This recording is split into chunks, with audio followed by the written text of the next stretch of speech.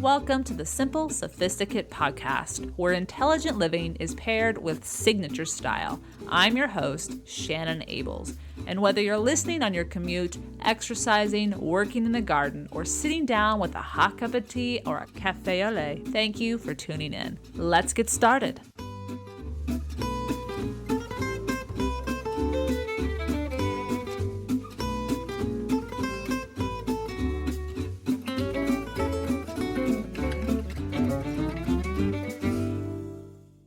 Welcome to the 145th episode of the Simple Sophisticate.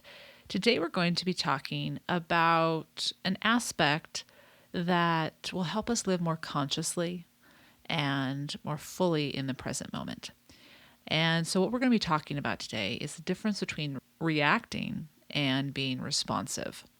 But before I get to that, today's petit plaisir is a new offering from a brand that you may be very familiar with. I didn't know this particular item was available, and I have a feeling that if you are someone who appreciates simplicity, who wants to live more fully with what you have now, and whether it's in your home or in your wardrobe or in your lifestyle or your approach to living, I think you're going to enjoy this petit plaisir. Very, very inexpensive. So stay tuned at the end of today's episode when I tell you exactly what I'm talking about. But let's get back to today's topic, responding versus reacting. What is the difference? I want to begin with a quote from Debbie Hampton, who is an author, and she states, "The act of responding requires one to look at the circumstance, identify the problem or situation, hear what is happening, and reflect. What matters is that you stopped and put an effort to think and suspended judgment. It is a conscious act and shows that you are willing to listen or observe. This gap between the circumstance and your behavior is what contributes to gaining a sense of control in your life." And I like that she describes it really as giving us that gap between observing what happened and then deciding, okay, how am I feeling? How am I going to react? And instead of reacting without thinking, you are responding because you're digesting everything that you have just seen and felt and trying to make the best decision at that moment. Responding thoughtfully to an interviewer's questions versus reacting spontaneously to an inflicted, unexpected pain, whether a paper cut or something more severe. The physical example I just shared with regards to responding to a paper cut reveals the human reaction. It's something we don't think about. It hurts. It's painful. We may scream. We may flinch. We don't even think about it. It's just reactionary. So, for example, the former example I shared with you, when we prepare for an interview, we come with a lot of thought given to our preparation, the questions that we may receive, and how we will respond. That is being responsive. Responding is a conscious decision, whereas reacting is instinctive and done without forethought. And while reacting in emergency situations involving life and death to scream, run, and protect oneself is primarily and understandably about survival, it is when we react rather than respond in everyday situations that we inhibit the potential outcome. We limit the quality of our lives. Let's look at this more closely. When we choose to simply react to what occurs in our lives, we behave defensively. Sometimes defensive behaviors take the form of blame, scapegoating, or taking revenge. Stephen Covey describes the difference between reactive and responsive individuals quite well. He states, "Reactive people are often affected by their physical environment. If the weather is good, they feel good. If it isn't, it affects their attitude and performance. Proactive people carry their own weather with them." And I like this analogy that he's used because on the literal level, that's a perfect example, right? Oh, it's raining. Oh, I'm not going to have a good day. Or maybe you're someone who loves rain like me and it's like, oh, I'm going to have a great day. But what if it doesn't matter what's going on with the weather and you can make it a great day regardless because you know how to do that, beginning with your thoughts and then to what you do and how you enjoy your time and your own company and then the company of others. In essence, choosing to be responsive versus reactive is to take charge of our lives, to be the hero or the heroine, to be the person who recognizes everything will never be in our full control. But our response to those circumstances will always be in our control. Choosing to be responsive is taking responsibility of our lives, recognizing the power of our words, our behavior, our tone, our delivery, our volume, our timing, and then observing that we make a difference to those in our presence based on how we respond rather than react. On the other hand, when we react, we actually aren't choosing. And I think that's a great way of looking at it. By merely reacting, we are throwing the power that we had for that moment away. We're giving it to the world. We're giving it to the other person. We are putting ourselves by choice in a more defensive situation when it didn't have to be that way. So rather, we are allowing our reptilian brain, the oldest part of our brain, to take control. And I provide a link to this on today's show notes with regards to the three different areas in our brain that I'm going to talk about. But the first area in our brain, we call the reptilian brain, is all about the individual and survival. So movement, breathing, circulation, hunger and reproduction, territory and social dominance. That's the reactionary brain. That's the reptilian brain. But the gift that humans have, as well as other highly evolved mammals, is we have two additional brains. The mammalian brain, or limbic system, which is highly reactive as it is subconsciously responding to temperatures and hormones, thus involving our emotions and feelings. And then we have the third, which is the neocortex, the thinking part of the brain. In other words, where our capability to respond rather than react derives itself. The third brain, let's talk about that neocortex. The third brain, as was just mentioned, is the key to gathering information from what we are seeing and feeling, and then we put it into context.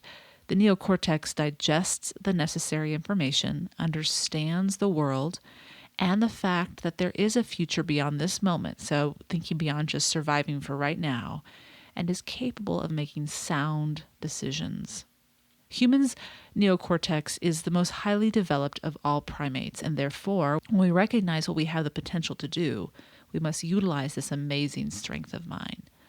Let's take a look at what responsive versus reactive looks like in our everyday lives. So I have a few scenarios, and I'll look at it from both lenses. What would it be like if it was a reactionary behavior or responsive behavior? So here's the event. It's a Monday morning. You slept through the alarm. The responsive behavior would be that you edit out timely morning rituals, which you may love, but you realize you don't have time. You assess what the necessities are to be your best at work, so you make sure you eat well, you dress appropriately, and you look presentable. That would be the responsive behavior. The reactive behavior would be to scurry furiously around the house, setting a mood for anyone in the household to become more frazzled and storm out the door with nothing complete or having prepared yourself efficiently for the day. So that's the first event. Let's look at a second one. The event is a colleague or boss states something unexpected that takes you aback or hurts your feelings. The responsive behavior would be to choose to pause and take a breath, giving yourself time to think about the best response and decide if one is needed at all, and then if you choose to do so calmly. The reactive behavior would be to fall back on your default response to critical, hurtful comments, and either you don't stand up for yourself or you continue to agree and become snarky and sharp in your retort, behaving more passive-aggressively or defensively. The third event, your significant other forgets an important date or occasion. The responsive behavior, you collect your thoughts and come to understand why you're feeling or thinking what you're feeling and determine how to calmly express how you feel during a time when both can talk. You also take a moment to consider the perspective of the other person. Maybe there was a reason. Maybe you should ask what that reason is, or maybe you know the reason. Maybe you know what their schedule's like. Maybe you know what's going on and why it didn't happen. The reactive behavior, as soon as you see or hear from them, you give them the cold shoulder or you speak with a hurtful tone and blame them. There's a big difference, right? It gives you an opportunity to make sure you don't do something you're going to regret. It doesn't mean you don't stand up for yourself. It doesn't mean you don't speak up. It just means that you keep what you can control in your corner and devise a tactful and respectful way to respond in situations that may have gone south had you simply just reacted. Let's look at a few more events. Say a friend texts you or emails you to invite you to do something with them. The responsive behavior would be to read the text, Assess your interest and then consult your calendar or other people's calendars if it involves or affects them. Then you would return the text and email them either way. The reactive behavior would be to either respond immediately or not at all.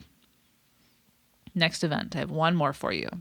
The line at the grocery store is long, and the person at the counter doesn't appear to know how to work the machine. The responsive behavior would be to assess your situation. Do you have a time constraint? Do you really have to go through that line very quickly?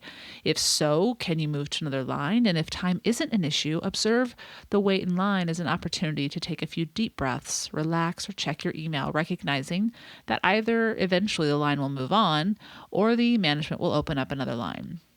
The reactive behavior would be to maybe grimace, maybe complain, maybe just kind of get in a funk and be really rude, either to the checkout clerk when you eventually get up there, or to do some very passive-aggressive behavior that shows that you're irritated, but you don't directly say it.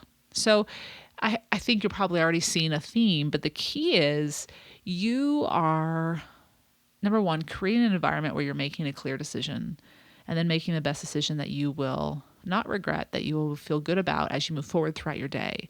You're taking into account not only the present moment, but also how your actions will affect the future moving forward. The paradox to be unresponsive is that it requires of us to be both present and also aware of the future, as I just mentioned. And so we need to be both cognizant of the effect of our actions, whichever we choose to take, and we need to know what actions are best in that situation based on what we know. And granted, we may not know everything that we need to in that situation, but whatever we do know, we need to access that knowledge.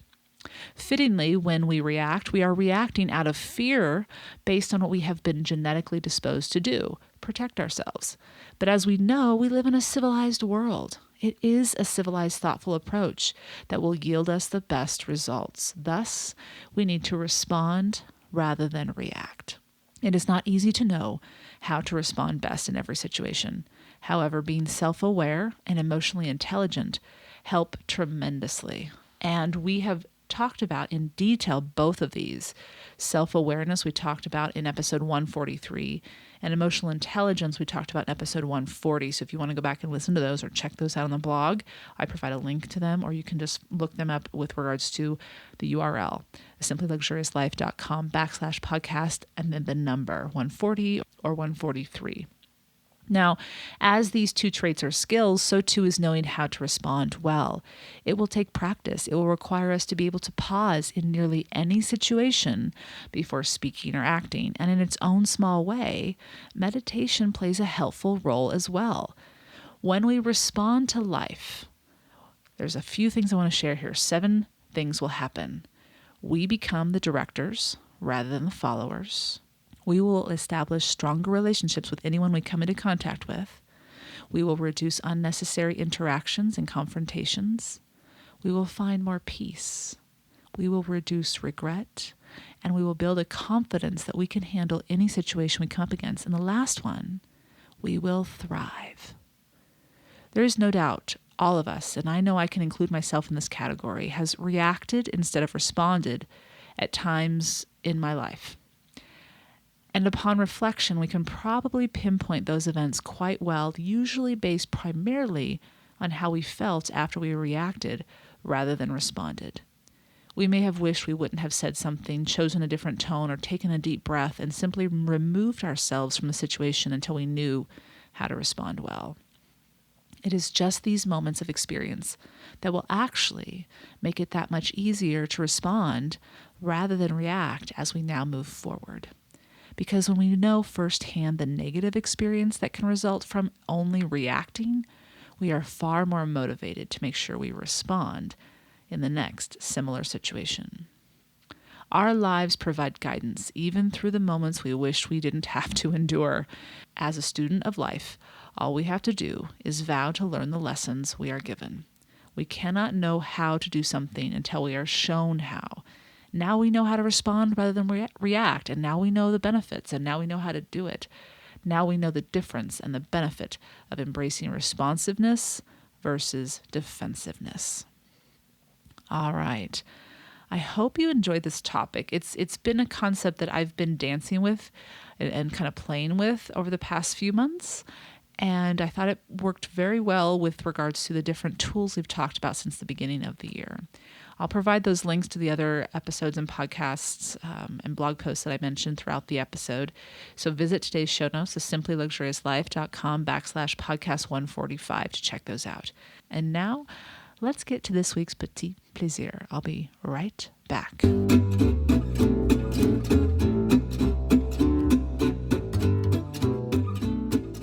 All right, so this week's Petit Plaisir is another project for a powerful, dynamic, playful, successful duo that you may recognize from HGTV's Fixer Upper. Joanna and Chip Gaines have been redoing couples and families' homes for years on the HGTV network with great success and inspiration. This playful, hilarious, talented couple that complements each other so well is just booming. Their business is just booming. And I have to share that the reason I know about today's Petit Plaisir is that my mother brought it to my attention. So over the past weekend, I celebrated my birthday, and my mom and I met and spent some time at a lovely bed and breakfast in Walla Walla, Washington. I highly recommend going to this bed and breakfast. A lot of history. The food is lovely. And I provide a link to it on my city guides if you want to check out all the other places that I highly recommend in Walla Walla. It's a fabulous wine town, foodie town. It's really about 40 to 50,000 people, and it's a college town. It's a beautiful little pocket in southeastern Washington. But anyway, we went there for the weekend, and one of the things that she brought me, because she thought I would enjoy it simply because of the theme of this particular issue, was Joanna Gaines' new journal. And it's a magazine, actually, but it's called the Magnolia Journal. You may have seen it around. They only have had 2 episodes or 2 issues so far, so the second issue is out now. And as you'll see in today's show notes, the theme is simplicity, and the cover is stunning.